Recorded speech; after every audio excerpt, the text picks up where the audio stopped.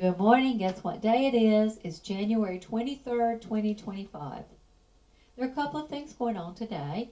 It's Clashing Clothes Day, and it's National Handwriting Day.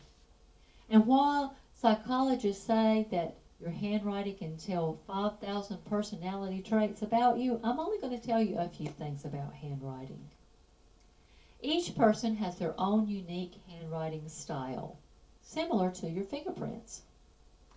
Writing by hand can improve your reading and language processing skills and can help with memory, focus, and brain activity.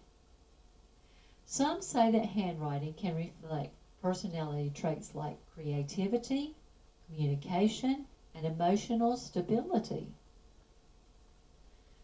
Cuneiform writing was developed by the Sumerian scribes around 3200 BC and was used to record transactions on clay tablets.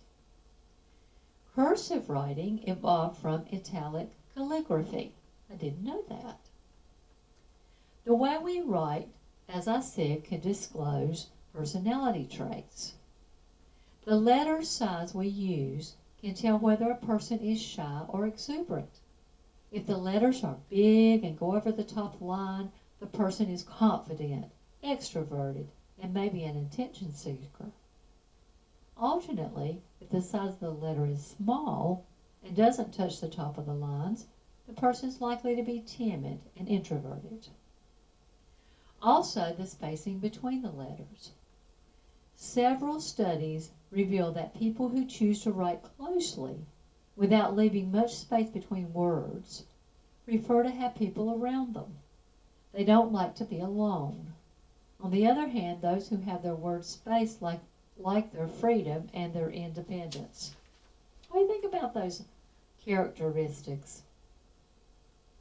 You probably heard the old saying, the handwriting on the wall. Well, did you know that comes from a Bible story? There was a king in the Bible who was shocked when a hand appeared and wrote on the wall. Let's read about it in Daniel chapter 5, verses 1 through 6. Belshazzar the king made a great feast for 1,000 of his lords and drank wine in the presence of the 1,000. While he tasted the wine, Belshazzar gave the command to bring the gold and silver vessels which his father Nebuchadnezzar had taken from the temple which had been in Jerusalem, that the king and his lords, his wives and his concubines, might drink from them. Then they brought the gold vessels that had been taken from the temple of the house of God, which had been in Jerusalem. And the king and his lords, his wives and his concubines, drank from them. They drank wine and praised the gods of gold and silver, bronze and iron, wood and stone.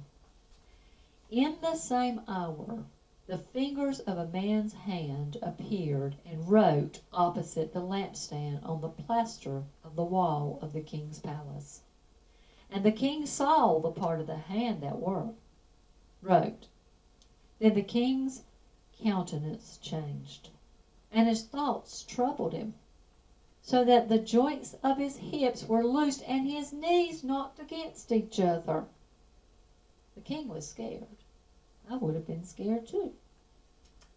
The king searched for someone to tell him what the writing meant. Daniel was able to. The word's meaning, according to Daniel 5:26b, 27b, and 28b, is, God has numbered your kingdom and finished it. You have been weighed in the balance and found wanting, and your kingdom has been divided and given to the Medes and the Persians. Do you know, that night the king was killed.